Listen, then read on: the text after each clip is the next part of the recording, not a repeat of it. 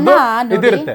ಜನ ನಿರುದ್ಯೋಗ ಸಮಸ್ಯೆ ಬಗ್ಗೆ ಮಾತಾಡ್ತಾ ಇದ್ದಾರೆ, ಬೆಲೆ ಏರಿಕೆ ಸಮಸ್ಯೆಯ ಬಗ್ಗೆ ಮಾತಾಡ್ತಾ ಇದ್ದಾರೆ, ಆರ್ಥಿಕ ಪ್ರಗತಿಯ ಬಗ್ಗೆ ಮಾತಾಡ್ತಾ ಇದ್ದಾರೆ.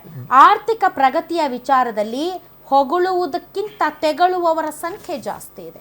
ಅದನ್ನ ಏನಾದರೂ ನೆಗ್ಲೆಕ್ಟ್ ಮಾಡಿದರೆ ಅದು ನಿಜಕ್ಕೂ ಮೂರ್ಖತನದ ಪರಮಾವಧಿ. ಯಾವುದೇ ಇದನ್ನ ನೆಗ್ಲೆಕ್ಟ್ ಮಾಡಿಲ್ಲ ಮೇಡಮ್. ಒಂದೇ ಇದು ಹೇಳ್ತಾ ಇದ್ರು, ಇವ್ರ ಹೋರಾಟ ಅಂತ. ಇವ್ರ ಹೋರಾಟದಲ್ಲ, ಸರ್ಕಾರದ ನಿರ್ಧಾರ.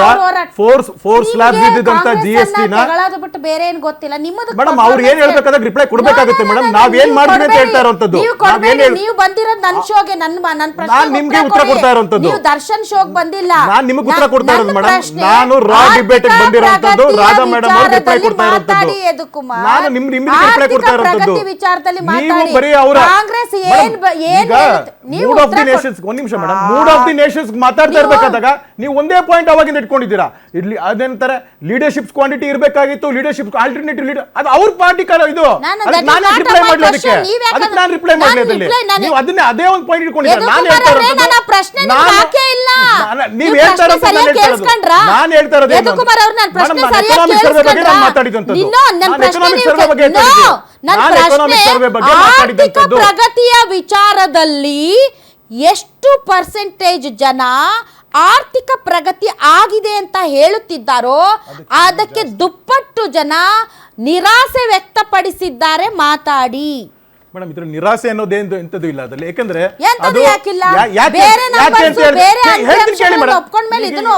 ಮೇಡಮ್, ಅದು ನ್ಯಾಷನಲ್ ಹೈವೇಸ್ ಆಗಿರ್ಬೋದು, ಏರ್ಪೋರ್ಟ್ಸ್ ಆಗಿರ್ಬೋದು, ಇನ್ಫ್ರಾಸ್ಟ್ರಕ್ಚರ್ ಡೆವಲಪ್ಮೆಂಟ್ ಆಗಿರ್ಬೋದು, ಜನ್ಧನ್ ಅಕೌಂಟ್ ಆಗಿರ್ಬೋದು, ಜನೌಷಧಿ ಕೇಂದ್ರ ಆಗಿರ್ಬೋದು. ಪಾಪ ಇಲ್ಲಿ ಜನೌಷಧಿ ಕೇಂದ್ರ ಮುಚ್ಚಕ್ಕೆ ಬಂದಿದ್ರಂಥದ್ದು.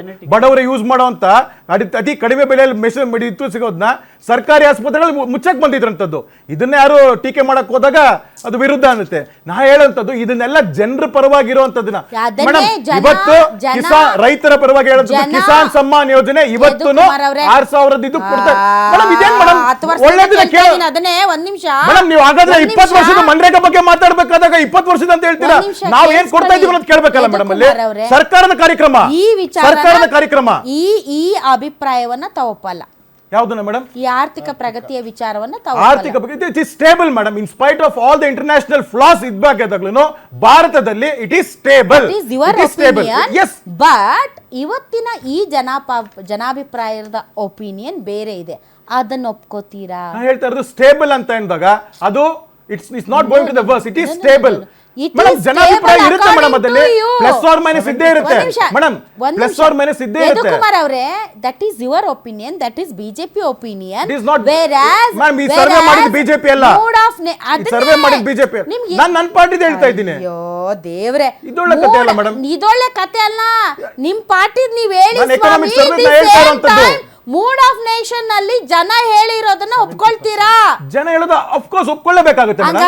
ಆರ್ಥಿಕ ಪ್ರಗತಿ ಇಲ್ಲ ಅಂತ ಜನರ ಅಭಿಪ್ರಾಯ. Spite of all the flaws, India's financial condition is stable and it is the 4th largest economy in the world.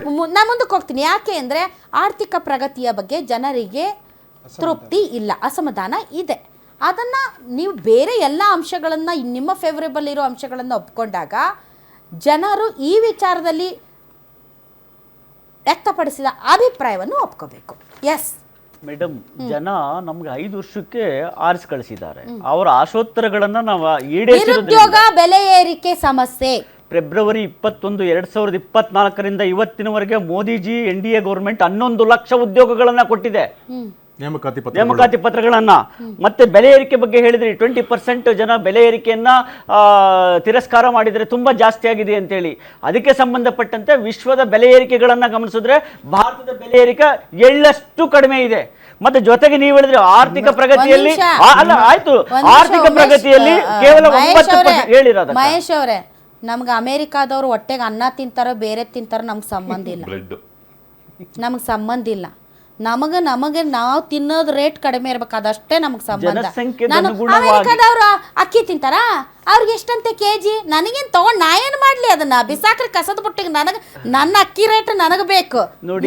ನೀವು ಅಮೇರಿಕಾ ಭಾಳ ದೊಡ್ಡ ಮಂದಿ ಆಗ್ಬಿಟ್ರಿ, ನೀವು ಕೇಂದ್ರಕ್ಕೆ ಹೋಗಿ ಅಮೇರಿಕಾ ಇಂಗ್ಲೆಂಡ್ ಅಮೆರಿಕ ಬಗ್ಗೆ ಮಾತನಾಡ್ತಾನೆ ಇಲ್ಲ ನೋಡಿ.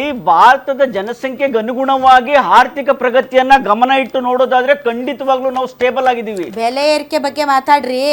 ಅಲ್ಲ ಹೇಳುದು ಬೆಲೆ ಏರಿಕೆ ಇವತ್ತು. ಹಾಗಾದ್ರೆ ಈ ದೇಶದಲ್ಲಿ ಯಾವ್ಯಾವ ಬೆಲೆ ಏರಿಕೆ ಜಾಸ್ತಿ ಆಗಿದೆ ಹೇಳಿ ನೀವೇ. ಅಯ್ಯೋ ಭಗವಂತನೇ, ಸಿಮೆಂಟ್, ಅಯ್ಯೋ ಭಗವಂತನೇ, ಪೆಟ್ರೋಲ್, ಮಾರ್ಕೆಟ್ ಹೋಗ್ತಿರೋ ತರಕಾರಿ ತರ್ತಿರೋ ಇಲ್ಲೋ, ರೇಷನ್ ಗೀಷನ್ ತರ್ತಿರೋ ಇಲ್ಲೋ. ಸಿದ್ದರಾಮಯ್ಯ ಸರ್ಕಾರದಲ್ಲಿ ಹೋಗಿ ಸಿದ್ದರಾಮಯ್ಯ ಸರ್ಕಾರ ಅಲ್ಲ ಮೇಡಮ್, ಹಾಲು ಬಿಡ್ಲಿಲ್ಲ ಮೇಡಮ್, ನೀವು ಅದ್ರ ಬಗ್ಗೆ ಮಾತನಾಡ್ಲಿಲ್ಲ.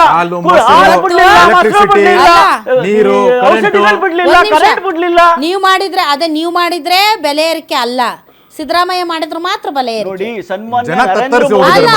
ಜನ ಅಲ್ಲೂ ಹಾಕ್ತಿದಿರಿ ಸರಿಯಾಗಿ, ಬರೇ ಏನು ಮುಟ್ಟು ಹೊಡ್ಕೊಳ್ಳೋಂಗೆ ಇವರು ಹಾಕ್ತಿದ್ದಾರೆ. ಇಷ್ಟೆಲ್ಲಾದ್ರೂ 4 ವಿಧಾನಸಭಾ ಚುನಾವಣೆಗಳು ನಡೆಯುತ್ತೆ ದೇಶದಲ್ಲಿ. 4 ರಾಜ್ಯದ ಚುನಾವಣೆಯಲ್ಲಿ ಮೋದಿಜಿಯವರ NDA ಗವರ್ಮೆಂಟ್ 3 ರಾಜ್ಯಗಳಲ್ಲಿ ಬಹುಮತವನ್ನ ಪಡ್ಕೊಂಡಿದೀವಿ ಅಂದ್ರೆ ಒಂದ್ ನಿಮಿಷ, ಹೊಟ್ಟೆಗೆ ಅನ್ನ ಇಲ್ಲದ ಸತ್ರು ಪರವಾಗಿಲ್ಲ, ಓಟ್ ಹಾಕ್ಬಿಟ್ಟಿದ್ದಾರೆ, ಎಲ್ಲ ಸರಿ ಹೋಗ್ಬಿಡ್ತು. ಆಗಲಾರದಕ್ಕ ಅದಕ್ಕೂ ಇದಕ್ಕೂ ಕಂಪೇರ್ ಮಾಡಬೇಡಿ. ಅವ್ರು ನಮ್ಮ ದೇಶದವರಲ್ವ ಜನ. ಸಮಯವಿಲ್ಲ ಸರ್. ನೆಕ್ಸ್ಟ್ ಒಂದು ಸೆಟ್ ಆಫ್ ಕ್ವಶನ್ಸ್ ತಗೊಂಡು ಮತ್ತೆ ನಾನು ನಿಮ್ಮ ಅಭಿಪ್ರಾಯ ಪಡ್ಕೊತೀನಿ.